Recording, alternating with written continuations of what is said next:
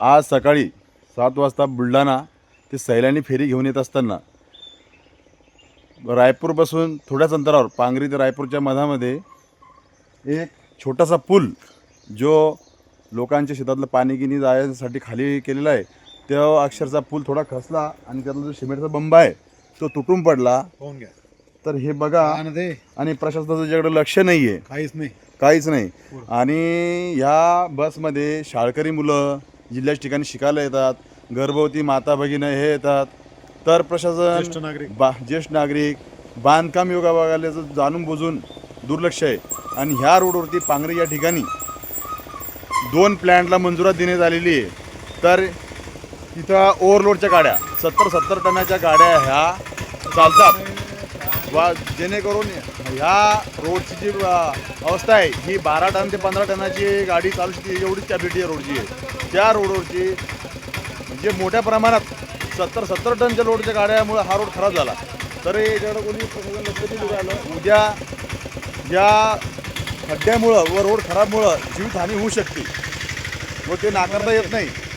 जर याचं जर काही जीवितहानी झाली तर कोण जबाबदार राहणार? एखादा 2 व्हीलरवाला झाला, हे झाला, जर इथं आला तर या बंब्यामध्ये डायरेक्ट जाऊन जीव जाऊ शकतो त्याचा. एखादा जीव जर गेला तर तो वापिस येऊ नाही शकत. त्याच्या तात्काळ याची प्रशासनाने दखल घेऊन याची डागडुजी व कोणाचा जीव जाऊ नये याची प्रशासन दखल घ्यायला पाहिजे. डागडुगीचे काम नाही ते आणि लवकर निपटारा करायला पाहिजे. पांगरीपासून ते रायपूरपर्यंत 3 ठिकाणचे छोटे मोठे पूल हे अत्यंत खचले आणि मधामध्ये गड्डे पडलेत. त्यांचं हे झाडं रवलेत आम्ही याच्यामध्ये. आता कोणाचा जीव जाऊ नये म्हणून, मोटरसायकलचा ॲक्सिडेंट होऊ नये, एखाद्या गाडीचा टायर फसू नये, कोणाचा जीवितहानी होऊ नये, तर प्रशासनाने जर लक्ष घालणं अत्यंत गरजेचं आहे. 3 ठिकाणी पूल खचलेले आहेत.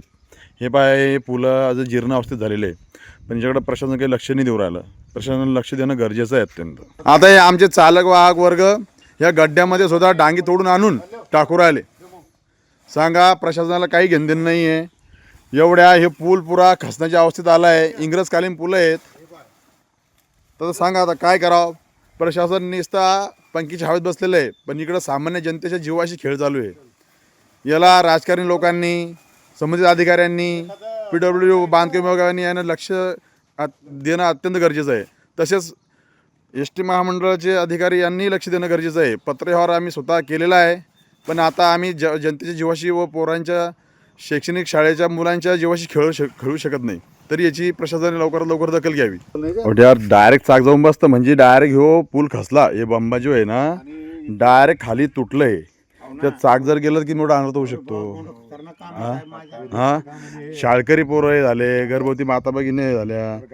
ह्या बसमध्ये लोकांचे जीवनवाहिनी याच्यात ये जा करते जिल्ह्याच्या ठिकाणी लोक. उद्या जर मग प्रशासनाने दखल घ्यायला पाहिजे ना. बिलकुलच प्रशासन दखल नाही करू राहिलं. मग हे बुलढाणा सैलानी रोड आहे, हा एवढं बिकट परिस्थिती आहे. हे प्रशासन एवढं लक्ष घेऊन नाही राहिलं, काहीच नाही. पेपरबाजी करून काही उपयोग नाही राहिला.